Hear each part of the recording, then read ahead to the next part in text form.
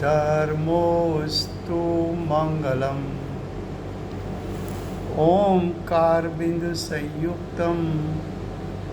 नित्यं जयन्ति योगिनः। कामदं मोक्षदं चैव ओंकाराय नमो नमः। अहोपकारजिनवरनो कुन्दनो ध्वनिदिव्यनो जीन कुन्दध्वनियाप्या अहो आ गुरुकाहनो तुझ ज्ञान ध्यान नो रंग अमया दर्श रहो ओ शिव पद तक तुझ संग माता हाथ ग्रह।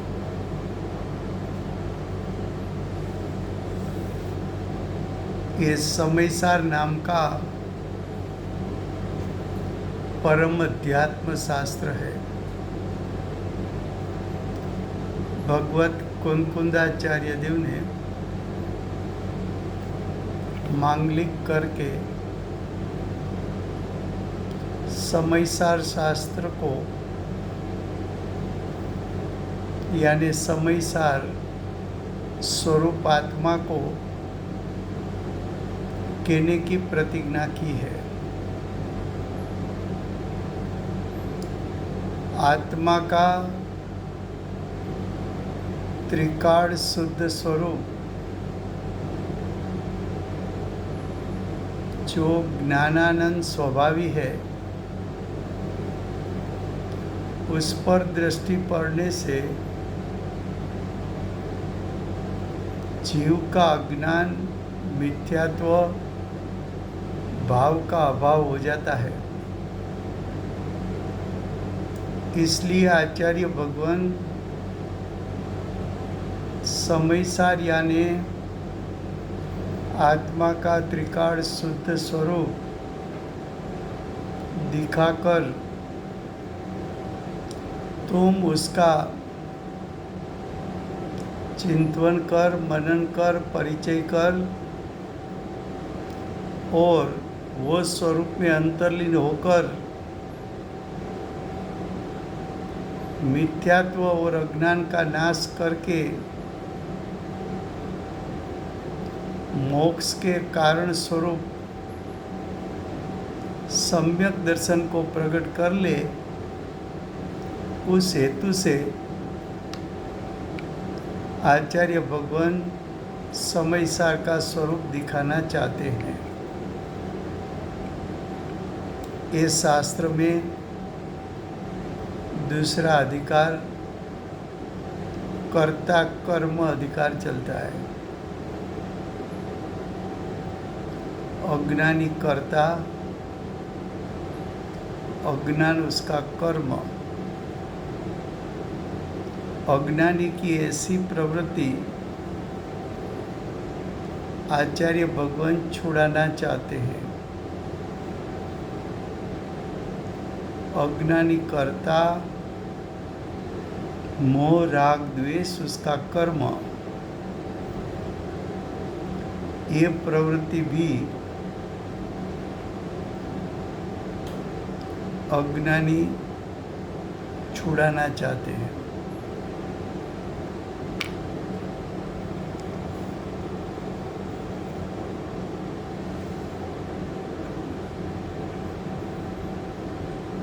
दूसरा, एक कर्ता कर्म अधिकार में 76 गाथा चलती है।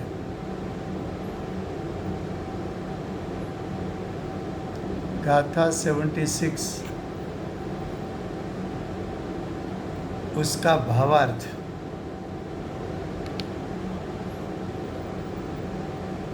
उसका हेडिंग दिया है,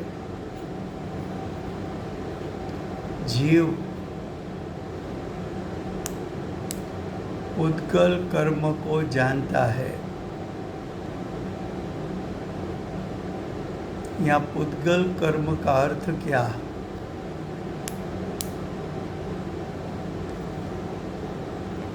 तो कि पुद्गल कर्म का यहाँ अर्थ है पुद्गल कर्म के निमित्त से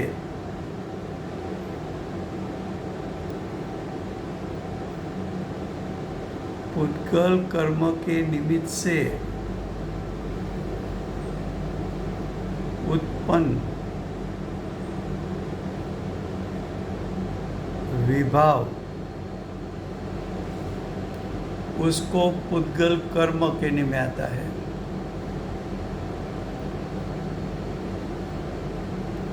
यहाँ जीव का अर्थ क्या है?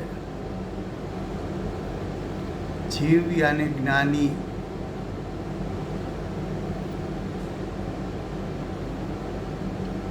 ज्ञानी पुद्गल कर्म को, उसका अर्थ ज्ञानी जीव विकारी भाव को जानता है। अस्थि से कहा कि उसको जानता है, उसका कर्ता नहीं कहा। विकारी भाव का ज्ञानी करता है ऐसा नहीं कहा। क्यों नहीं कहा?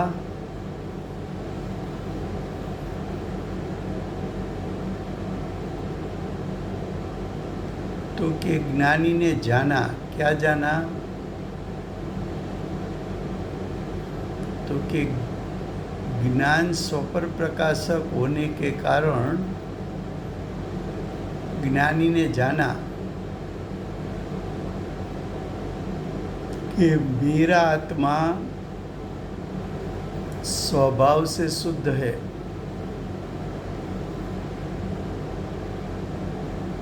मेरा आत्मा स्वभाव से शुद्ध है, इसलिए मैं विकार विभाव का कर्ता नहीं हूँ।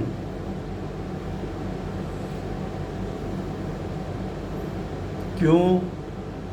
तो कि मेरे शुद्ध स्वभाव के लक्ष्य से विभाव विकार उत्पन्न नहीं होते।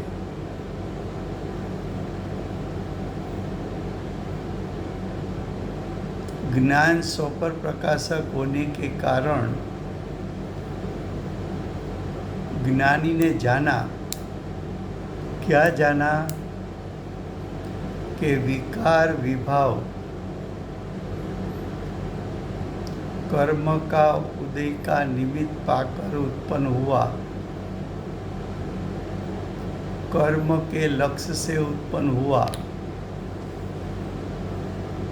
इसलिए ये विभाव विकार पुद्गल है, पुद्गल कर्म है। मैं उससे भिन्न हूँ, ऐसा ज्ञानी ने जाना। ज्ञानी के पास ज्ञान सम्यक ज्ञान है। ज्ञानी के पास ज्ञान स्वपर प्रकाशक है।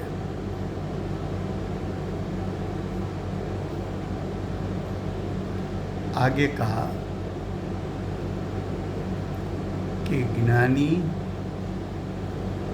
पुद्गल कर्म यानी विकार को जानता है, फिर भी उसको यानी ज्ञानी को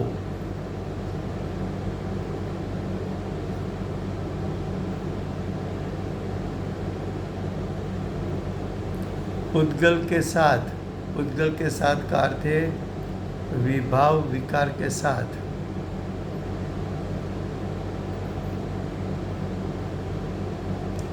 कर्ता कर्मपणा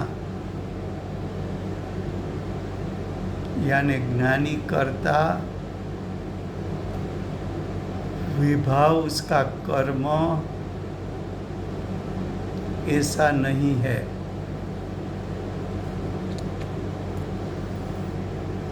ज्ञानी कर्ता,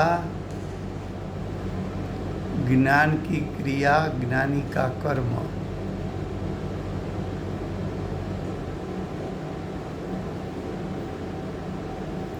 फिर से गुजराती में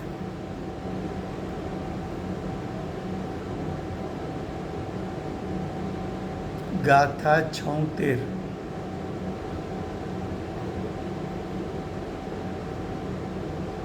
ગાથા 76 સિદ્ધ શું કરવું છે? તો કે જે સિદ્ધ કરવું છે એ ભાવાર્થની પ્રથમ લાઈનમાં જણાવ્યું છે. શું જણાવ્યું? જીવ. અહીં કયો જીવ લેવો છે? જ્ઞાની.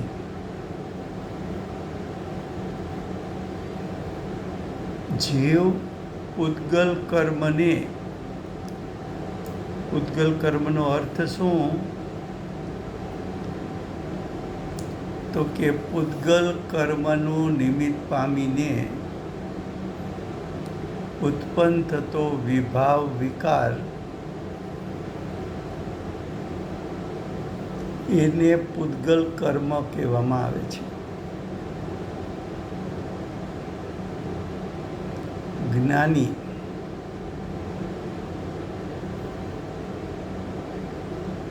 વિભાવ વિકારને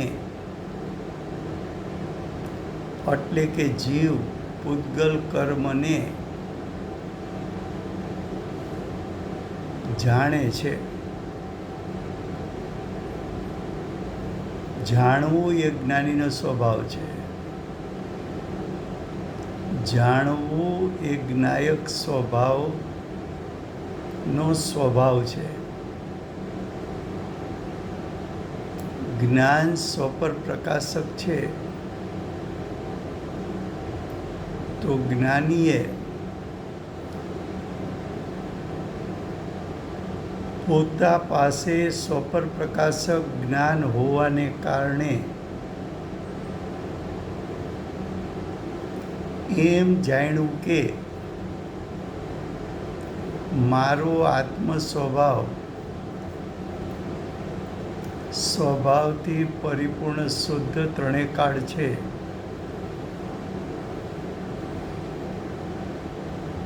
તો હું સ્વભાવથી ત્રણેકાળ શુદ્ધ હોવાથી પૂતગલ કર્મની એટલે વિભાવ વિકારને સ્વપર પ્રકાશક જ્ઞાનને કારણે માત્ર જાણું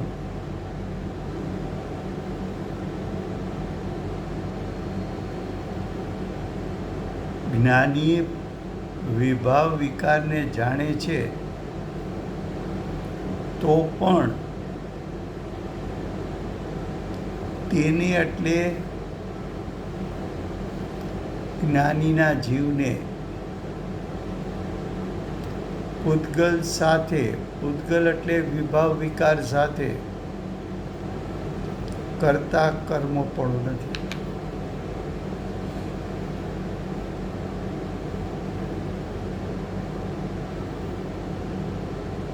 આ સંક્ષિપ્તમાં આખા ભાવાર્થની વાત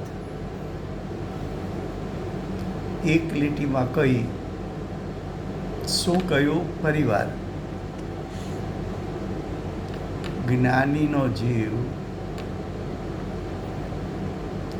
સ્વપર પ્રકાશક યથાર્થ જ્ઞાન પ્રગટવું હોવાથી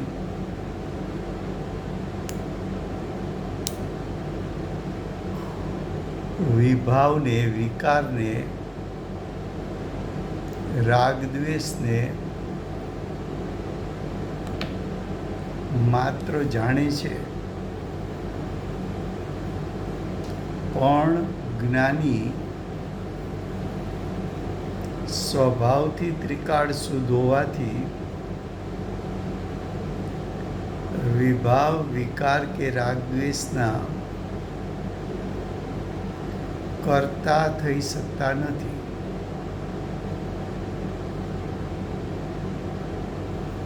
કેમ? તો કે સ્વભાવ શુદ્ધ છે અને ત્રણેકાળ શુદ્ધ છે, માટે વિભાવને જ્ઞાની કરી શકતા નથી. જ્ઞાની ત્રિકાળ શુદ્ધ સ્વભાવને જાણે છે. કેવો જાણે છે? તો કે મારો આત્મા પરિપૂર્ણ શુદ્ધ છે.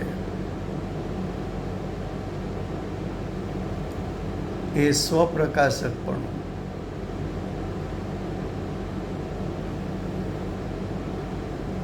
પરપ્રકાશકમાં શું જાણે છે? તો કે આ વિભાવ વિકાર પૂતગલ કર્મના નિમિત્તે થયા છે, માટે વિભાવ વિકાર નૈમિત્તિક પરિણામ હોવાથી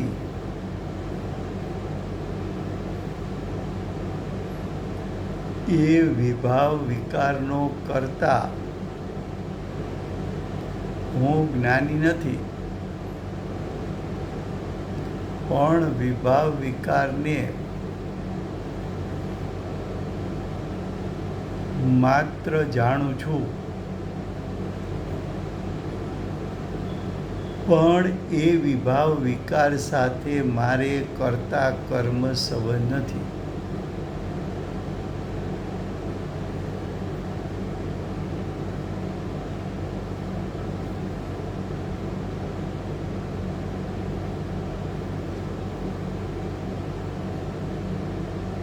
क्या कहा समझ में आया? एक बार और हिंदी में. जीव का अर्थ करना है ज्ञानी का जीव. उद्गल कर्म का अर्थ करना है कर्म के उदय का निमित्त पाकर रागादि की उत्पत्ति वो उद्गल कर्म.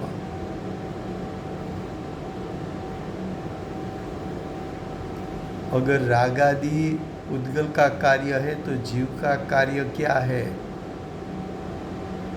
तो कि जीव स्वभाव थी ज्ञान स्वभाव वाला होने के कारण जीव जानन क्रिया कर सकता है, लेकिन जीव की जानन क्रिया स्व पर प्रकाशक है.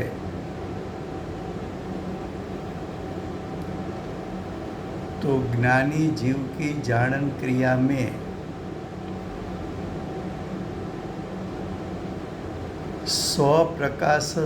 स्वप्रकाशकपना, उसका अर्थ ज्ञानी ने अनुभूति के काल में ज्ञायक स्वभाव परिपूर्ण शुद्ध है ऐसा जाना, ये स्वप्रकाशक. और पर प्रकाशक में जाना कि जितना विभाव विकार उत्पन्न हुआ वो विभाव विकार कर्म के उदय के निमित्त से हुआ. तो कर्म का उदय उद्गल होने के कारण विभाव विकार का कर्ता उद्गल कर्म है, जीव नहीं है.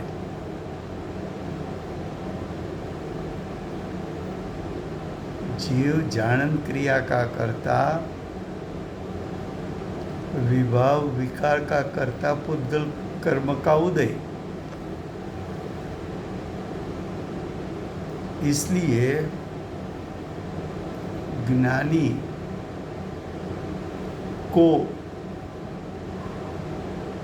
विभाव विकार के साथ कर्ता कर्म भाव नहीं है, लेकिन विभाव भाव का साथ ज्ञानी जीव को ज्ञाता दृष्टा संबंध है. इसलिए ज्ञानी पुद्गल कर्म को सिर्फ जानता है, लेकिन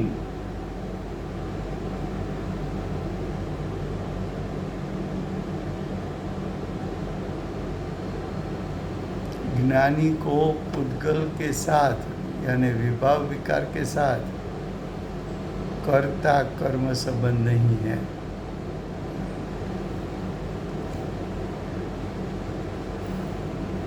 अब दूसरा पहला पैराग्राफ देखो भावार्थ का।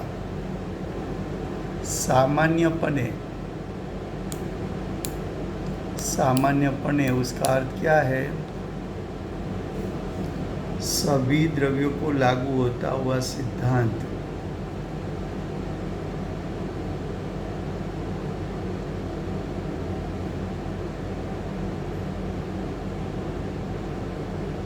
तो सभी द्रव्यों को लागू पड़ता हुआ सिद्धांत क्या है?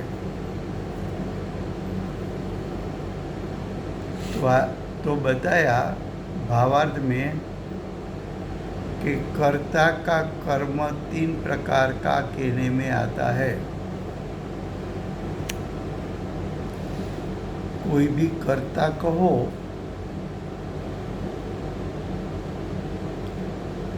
तो 3 कार्य कर सकता है।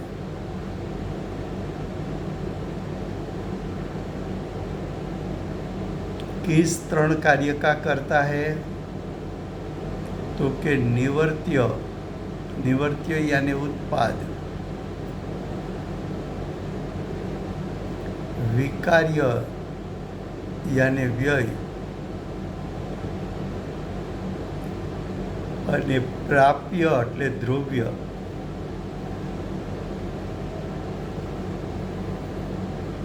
તો કર્તા का 3 कर्म निवृत्य यानी उत्पाद, विकार्य यानी व्यय અને પ્રાપ્ય એટલે દ્રવ્ય।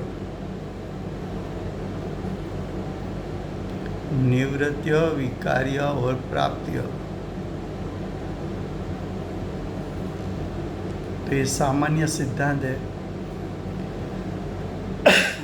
तो ये सिद्धांत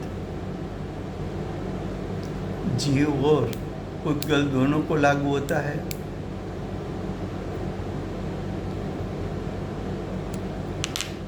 जीव का भी 3 कर्म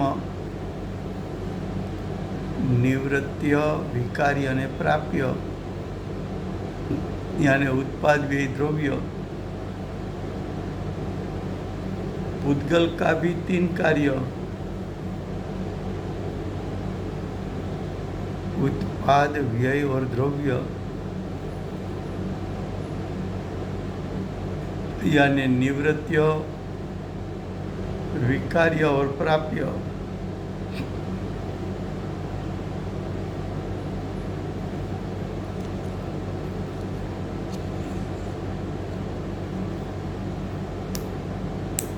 अब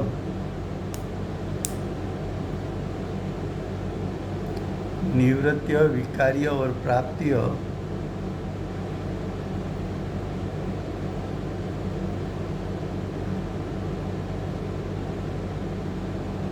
जीव का 3 कर्म, पुद्गल का 3 कर्म।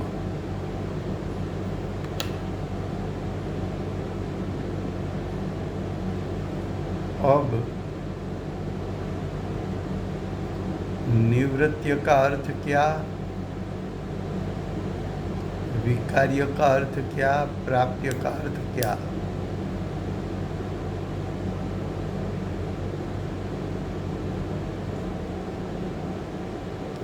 उसमें आगे कहा, जो प्रथम नहीं हो ऐसा नवीन कुछ उत्पन्न करने में आए तो उसको यानी नया उत्पन्न हुआ उसको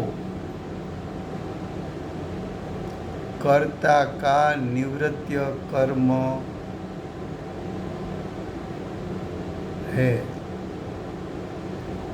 तो निवृत्य का अर्थ क्या? कर्ता नवीन कर्म का, नवीन पर्याय का उत्पाद करे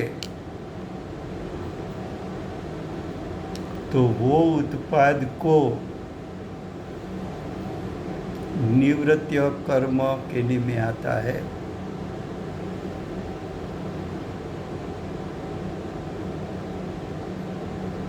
लेकिन ये निवृत्य कर्म यानी उत्पाद कब होता है?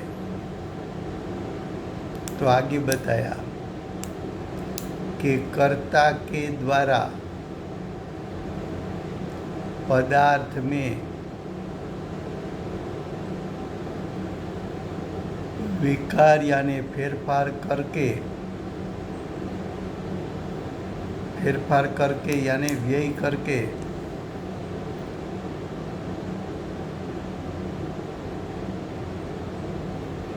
जो कुछ करने में आता है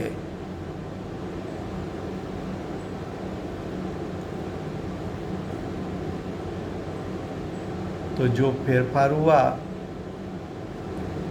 फेरफार यानी व्यय जो हुआ, वो कर्ता का विकार्य कर्म है।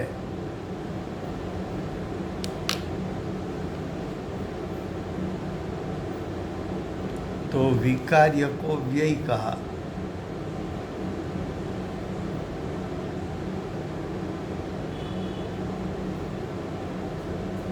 अब आगे कर्ता के द्वारा पदार्थ में, द्रव्य में फेरफार करके जो कुछ करने में आता है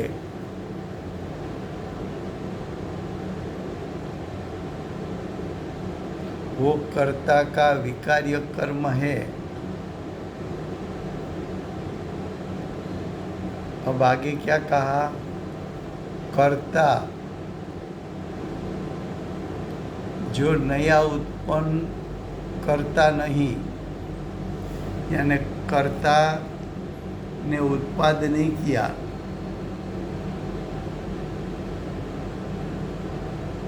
और विकार यानी व्यय भी नहीं किया, तो यानी उत्पाद व्यय से रहित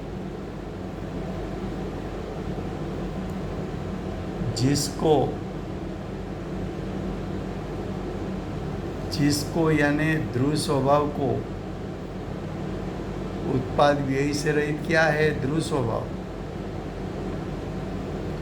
ध्रुव स्वभाव को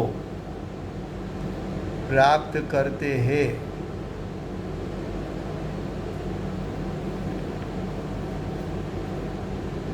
वो कर्ता का प्राप्य कर्म यानी ध्रुव है।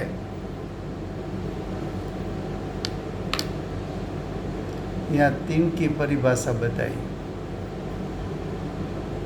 निवृत्य किसको कहे, विकार्य किसको कहे और ध्रुव किसको कहे। जो नया उत्पन्न हुआ उसको आप उत्पाद कहो या तो आप उसको विकार्य कहो। लेकिन नया उत्पन्न कब होता है? तो कि जब पूर्व पर्याय यानी पूर्व की विभाव पर्याय उसमें चेंज आया, यानी पूर्व पर्याय बदलकर नई पर्याय उत्पन्न हुई, तो पूर्व पर्याय का बदलना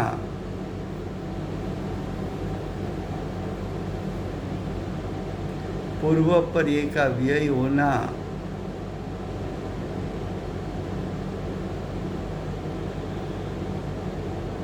उसको विकार्य कहा।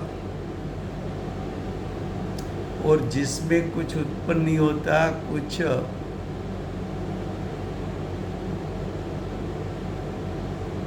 नया नहीं होता,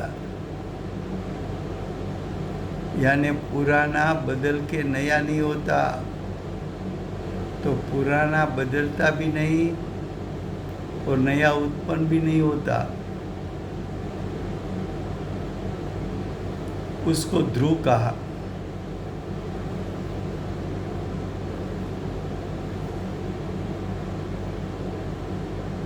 फिर से गुजराती में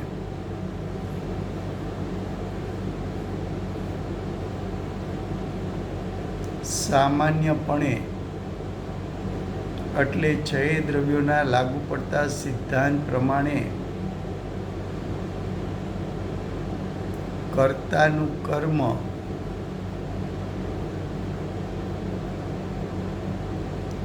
ત્રણ પ્રકારનું કહેવામાં આવે છે. કર્તા તો છ દ્રવ્ય છે. અહીંયા વાત જીવની લેવી છે.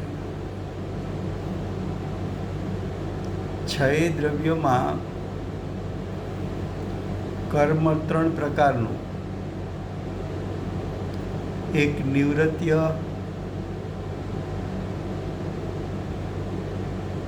બીજું વિકાર્ય, ત્રીજું પ્રાપ્ય.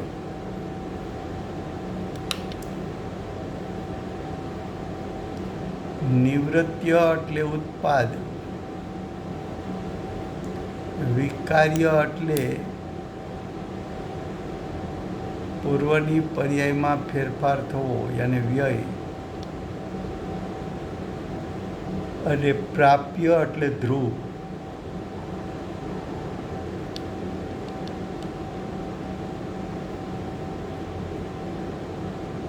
તો સામાન્યપણે પ્રત્યેક દ્રવ્યમાં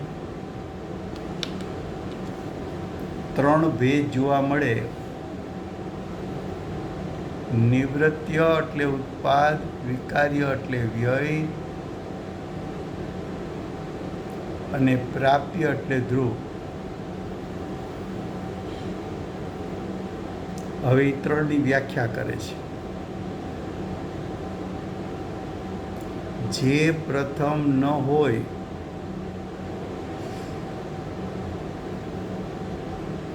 પ્રથમ જે વિભાવ ન હોય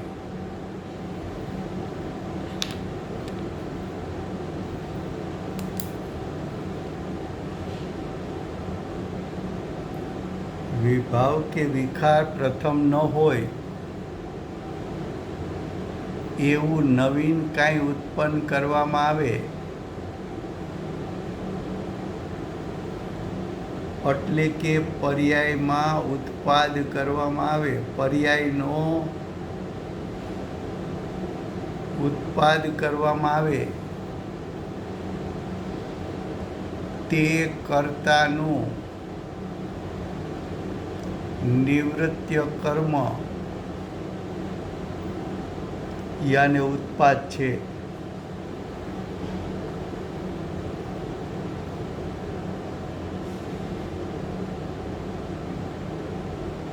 તો આ ઉત્પાદ કર્મ થયું. જે હતું નહીં તે ઉત્પન્ન થયું.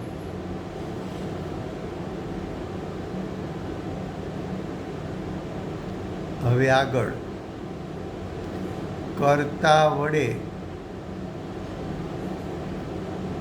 પદાર્થમાં, અહીંયા પદાર્થનો અર્થ જીવ. આમ પદાર્થનો અર્થ છે દ્રવ્ય, પણ અહીંયા જીવથી વાત કરવી છે.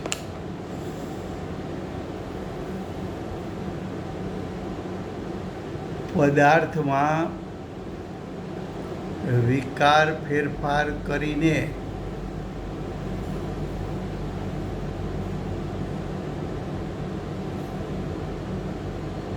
જે કાંઈ કરવામાં આવે તે કર્તાનું વિકાર્ય કર્મ છે. તો પદાર્થના વિકાર એટલે વર્તમાન પરિણામમાં ફેરફાર કરવો એટલે વ્યય કરવો. વ્યય કરીને જે કાંઈ કરવામાં આવે એટલે જે કાંઈ ઉત્તર પર્યાય કરવામાં આવે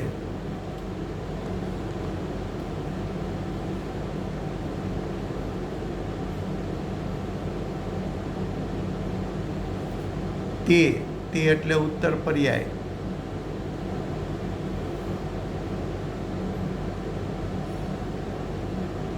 ઉત્તર પર્યાય એટલે પછીની પર્યાય.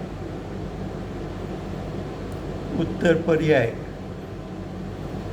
કર્તાનું વિકાર્ય કર્મ છે,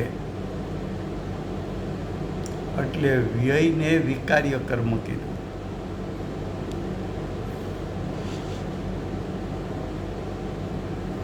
હવે આગળ કહે છે, કર્તા જે નવું ઉત્પન્ન કરતો નથી, એટલે કે જેમાં ઉત્પાદ નથી,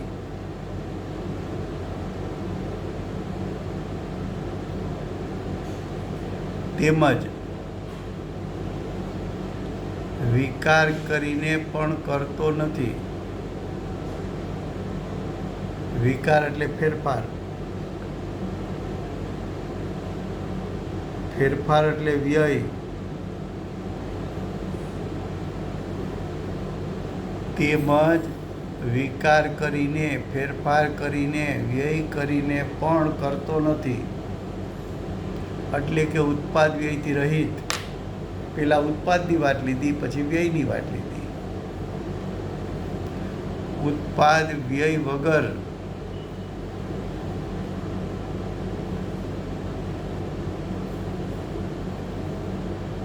માત્ર જેને પ્રાપ્ત કરે છે. હવે ઉત્પાદ વ્યય કાઢી નાખો તો બાકી રહ્યું શું? તો કે ધ્રુવ.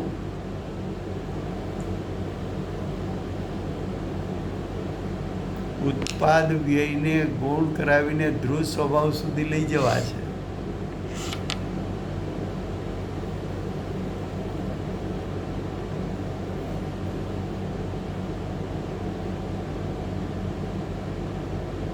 તો કે છે કર્તા જે નવું ઉત્પન્ન કરતો નથી, તેમજ વિકાર કરીને એટલે ફેરફાર કરીને, વ્યય કરીને પણ કરતો નથી, એટલે કે જેમાં ઉત્પાદ વ્યય થતા નથી. માત્ર જેને પ્રાપ્ત કરે છે તે કર્તાનું પ્રાપ્ય કર્મ, એટલે કે કર્તાનું ધ્રુવ સ્વરૂપ છે. તો ઉત્પાદ વ્યય અને દ્રવ્ય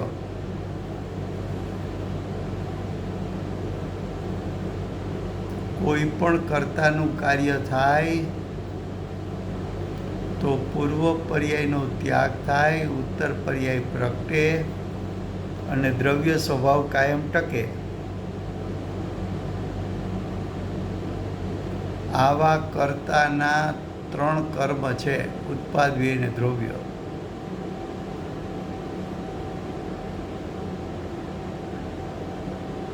હવે આગળ કે છે, જીવ પૂતગલ કર્મને નવીન ઉપજાવી શકતો નથી.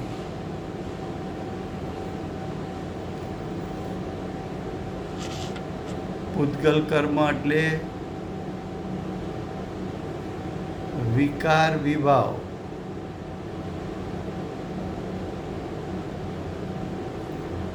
તો જીવ વિકાર વિભાવને સ્વભાવથી ઉપજાવી શકતો નથી.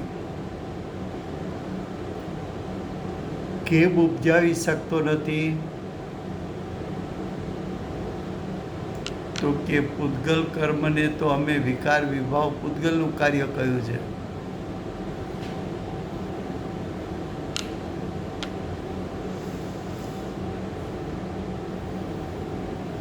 અને અમે એમ પણ કહ્યું છે કે જીવમાં વિકાર વિભાવ કરી શકે એવો સ્વભાવ પણ નથી. એવું અમે આત્માની અનુભૂતિના કાળે જાણ્યું છે. જ્ઞાની એમ કહે છે, જીવ, ફરી વાત, જીવ પૂતગલ કર્મને નવીન ઉપજાવી શકતો નથી. હવે પૂતગલ કર્મ એટલે વિકાર. નવીન ઉપજવું એટલે ઉત્પાદ. તો જીવ પૂતગલ કર્મ એટલે વિકાર વિભાવને નવો ઉપજાવી શકતો નથી. તો કે આવું એ નથી ઉપજાવી શકતો તો ઉપજાવે છે કોણ?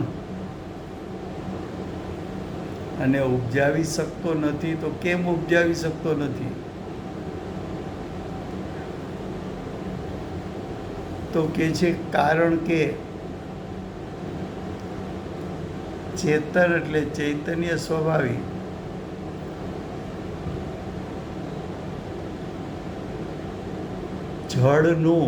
જળનું એટલે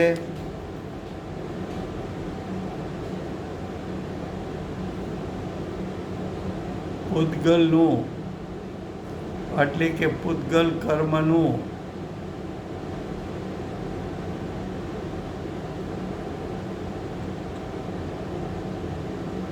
તો કે પૂતગલ કર્મને કેમ ઉપજાવી શકે?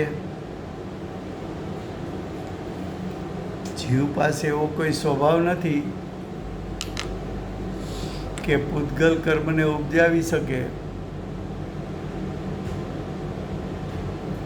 એવો એની પાસે કોઈ સ્વભાવ નથી.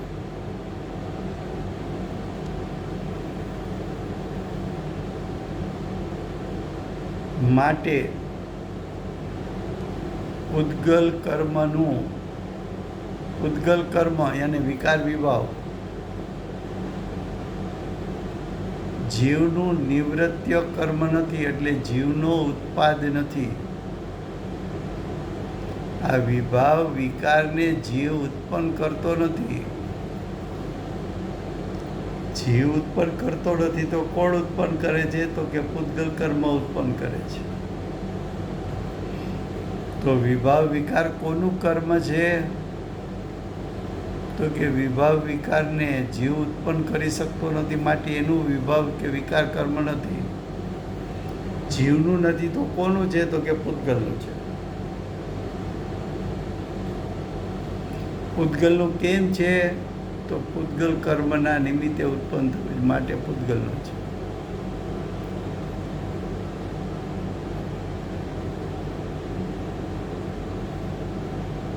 હવે આગળ કહે છે જીવ પૂતગલમાં વિકાર કરીને તેને પૂતગલ કર્મ રૂપે પરિણમાવી શકતો નથી, કારણ કે ચેતન જળને કેમ પરિણમાવી શકે? માટે પૂતગલ કર્મ એટલે વિભાવ જીવનું વિકાર્ય કર્મ નથી, એટલે જીવનું વ્યય કર્મ નથી. વિકાર્ય એટલે વ્યય.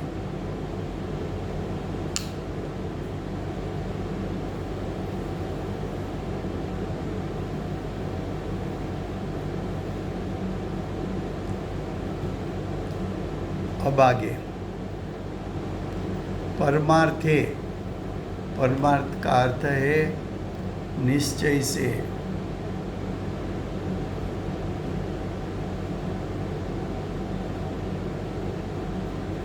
एक एक शब्द का अर्थ करने से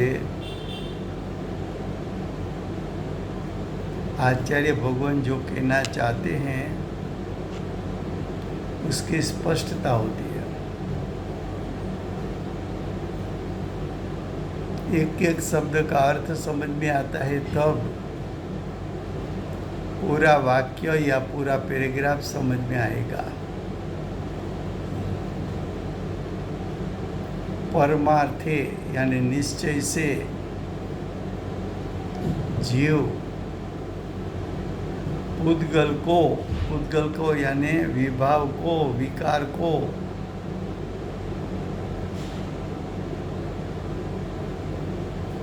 ग्रहण कर सकता नहीं.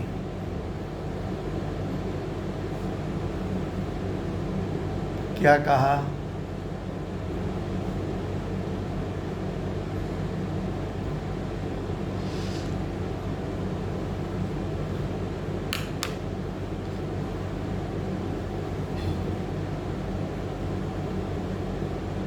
कि निश्चय से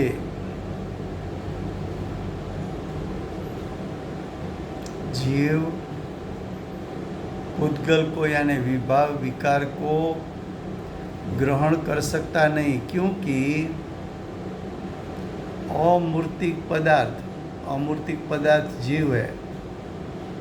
अमूर्तिक એટલે अरूपी जीव पदार्थ, मूर्तिक को यानी रूपी यानी रागादि को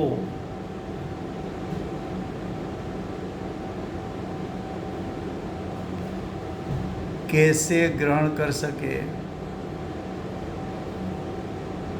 अरूपी जीव है, वो रूपी पुद्गल को कैसे ग्रहण कर सके? विभाव विकार को कैसे ग्रहण कर सके? तो कि जीव का स्वभाव विभाव विकार को ग्रहण नहीं कर सकता। इसलिए पुद्गल कर्म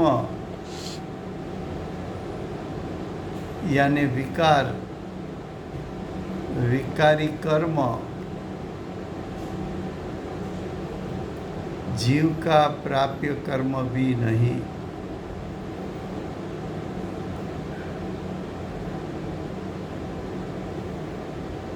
यानी जीव का ध्रुव स्वभाव भी नहीं।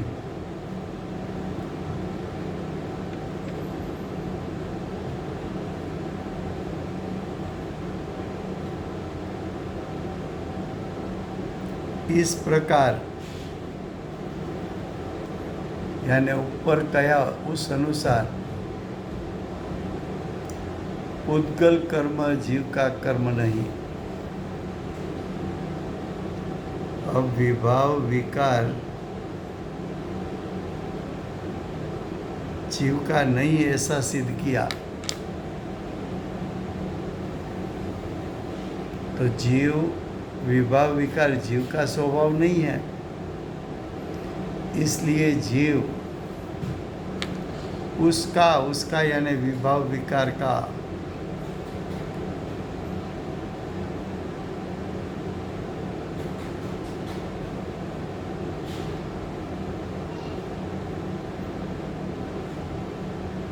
करता नहीं। जीव स्वभाव से शुद्ध है, ऐसा ज्ञानी ने तो पहले जान लिया है। तो स्वभाव शुद्ध है,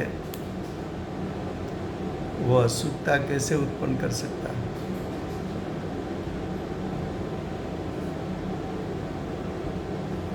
जीव का स्वभाव ज्ञाता, जीव का स्वभाव क्या है? विभाव विकार है तो कि ना, जीव का स्वभाव ज्ञाता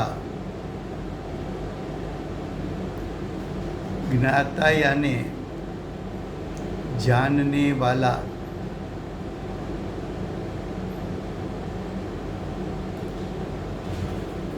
जीव का स्वभाव जानने वाला होने से ज्ञान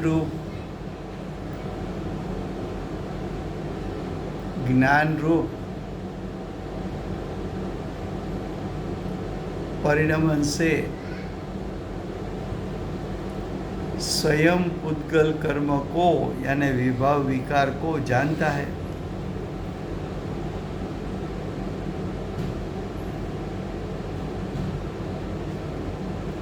क्या सिद्ध किया?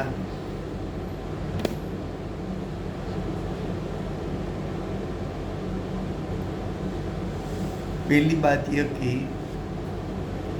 कि ये ज्ञानी के लिए बात है।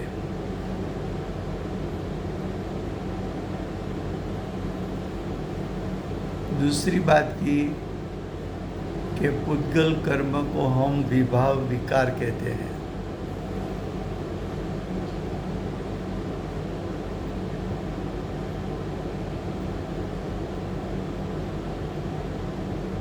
तीसरी बात बताई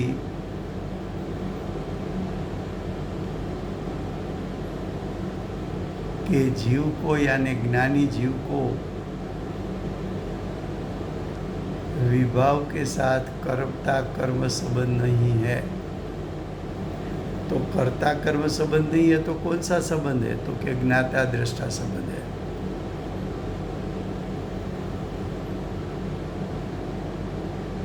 बाद में बताया भावार्थ में आगे, जीव 3 प्रकार का कर्म कर सकता है।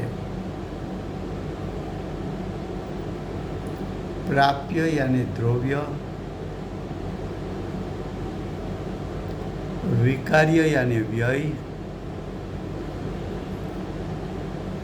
निवृत्य यानी उत्पाद।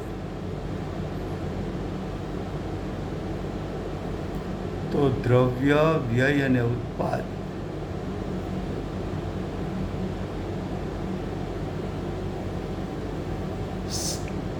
सभी द्रव्य 3 कार्य कर सकता है। वो तीनों द्रव्य का कर्म है, कर्ता का कर्म है। तो जीव भी द्रव्य है, वो भी 3 प्रकार का कर्म कर सकता है। प्राप्य, विकार्य અને નિવૃત્તિ। उसके बाद बताया कि प्राप्य किसको कहे, विकार्य किसको कहे, निवृत्ति किसको कहे।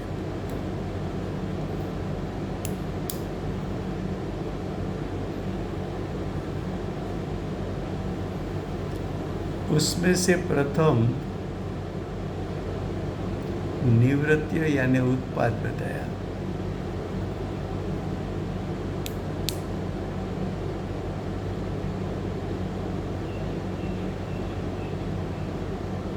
उसमें ऐसा कहा कि विभाव की उत्पत्ति, विकार की उत्पत्ति जीव का निवृत्ति यानी उत्पाद है।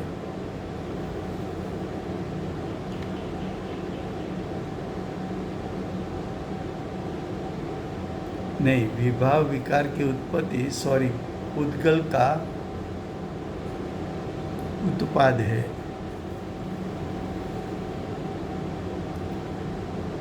तब सभी को प्रश्न होता है कि विभाव जीव की सत्ता में होता है, फिर भी विभाव विकार को उद्गल कर्म का कर्ता क्यों बताया? तो कि ज्ञानी ने ज्ञायक स्वभाव को जाना है और श्रद्धा यानी प्रतीत में भी आया है। ज्ञानी को जब प्रतीति हुई, श्रद्धान हुआ, तब भावश्रुत ज्ञान के माध्यम से ज्ञायक स्वभाव का ज्ञान किया। तो ज्ञान में ऐसा आया कि ज्ञायक स्वभाव 3 काल में कभी भी विकार विभाव रूप हो नहीं सकता।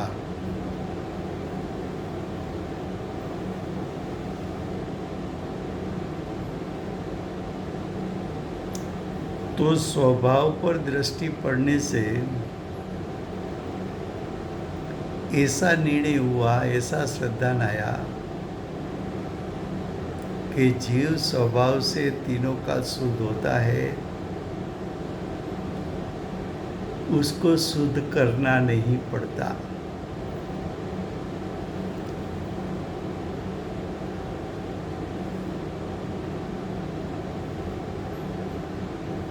अगर जीव स्वभाव से शुद्ध है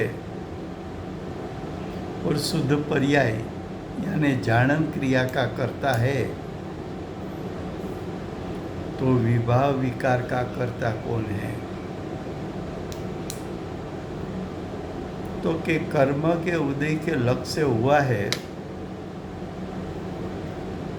कर्म का आश्रय लेने से उत्पन्न हुआ है,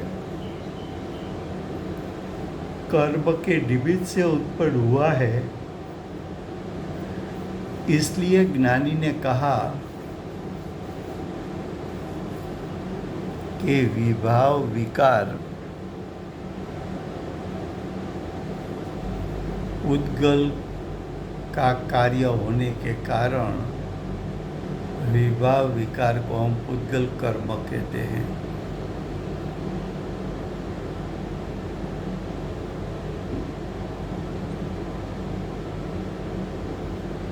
तो जो प्रथम नया उत्पन्न हुआ, नया क्यों कहा, तो कि उत्पाद दर्शाना है।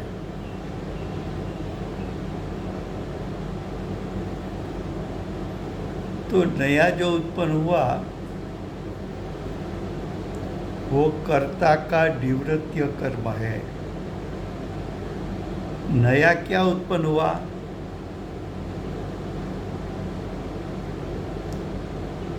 तो कि विकार विभाव नया उत्पन्न हुआ।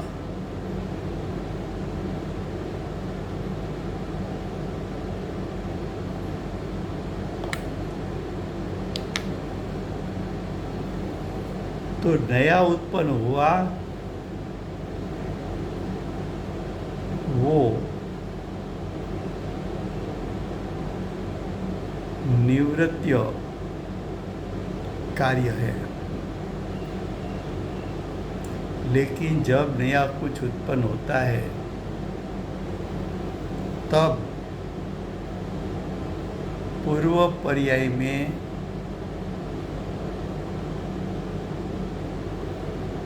जब कुछ नया प्रकट होता है तब पूर्व पर्याय का त्याग होता है, व्यय होता है।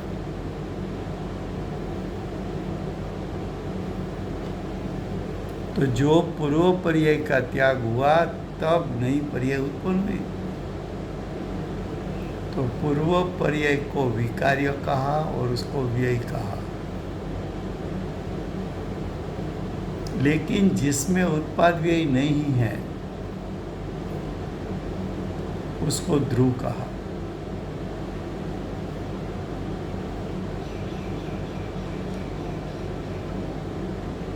आचार्य भगवान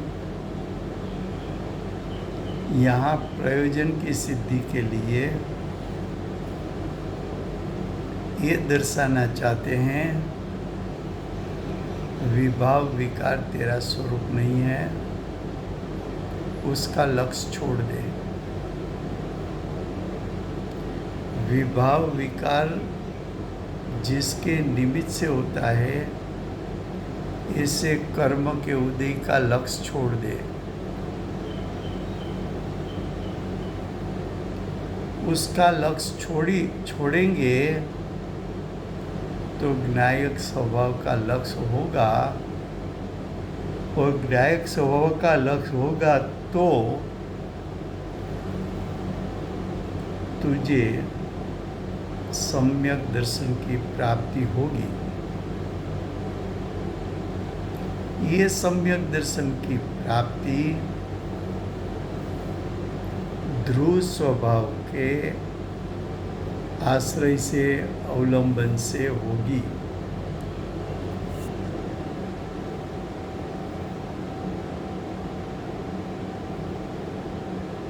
ऐसा दर्शाकर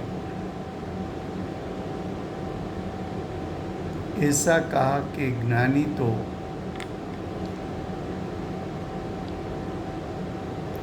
उद्गल कर्म यानी विभाव विकार का ज्ञाता दृष्टा है, लेकिन ज्ञानी विभाव विकार का उत्पादक भी नहीं और उसका व्यय करने वाला भी नहीं है। ज्ञानी का तो ध्रुव स्वभाव उत्पाद व्यय से रहित है।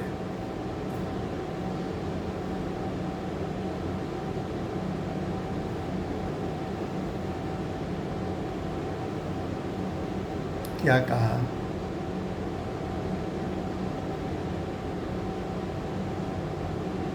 तो विकार्य और प्राप्य और निवृत्य निवृत्य विभाव विकार का उत्पाद। जब ये उत्पन्न हुआ तब अगली पर्याय में बदलाव आया, यानी व्यय हुआ। तब द्रव्य स्वभाव जैसा था वैसा रहा।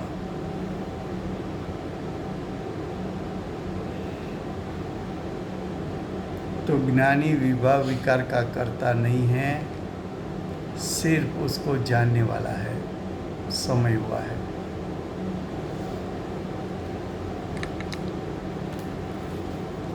वर्तमान 24 ना आखरी तीर्थंकर बाल ब्रह्मचारी दिव्य ध्वनिना दातार महावीर भगवानનો જય હો। મહાવિદ્ય ક્ષેત્રે વિશ્વવિરમાન તીર્થંકરમાં પ્રથમ તીર્થંકર ધર્મ ધુરંધર અનંત ચતુષ્ટયના ધારક દિવ્ય ધ્વનિના દાતાર આપણા શાસન ઉપકારી શ્રી સિમંદર ભગવાનનો જય હો। કડીકાળ સર્વજ્ઞ કેવળ જ્ઞાની તળેટીમાં બેઠેલા મા સમર્થ આચાર્ય ભગવત શ્રી કુંકુંદ આચાર્ય દેવનો જય હો। વર્તમાન કાળે કર્તા કર્મનું સ્વરૂપ સમજાવનાર તીર્થના નાયક, તીર્થના સ્થાપક, તીર્થના પ્રવર્તક પરમ કૃપાળુ શ્રી સદગુરુદેવનો જય। પૂજ્ય ગુરુદેવનો તીર્થંકર તરીકે મહિમા બતાવનાર તીર્થના નાયક, તીર્થના સ્થાપક, તીર્થના પ્રવર્તક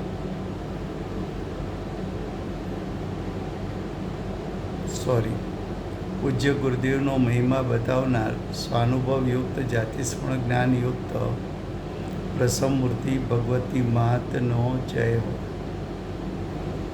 સમ્યક દર્શનની પ્રાપ્તિમાં નિમિત્તરૂપ સર્વ જીનવાણી માતનો જય હો।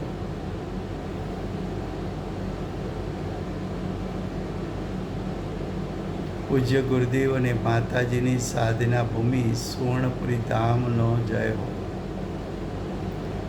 સુવર્ણપુરી ધામમાં બિરાજતા સર્વ દેવ શાસ્ત્ર ગુરુ ભગવંતનો જય હો।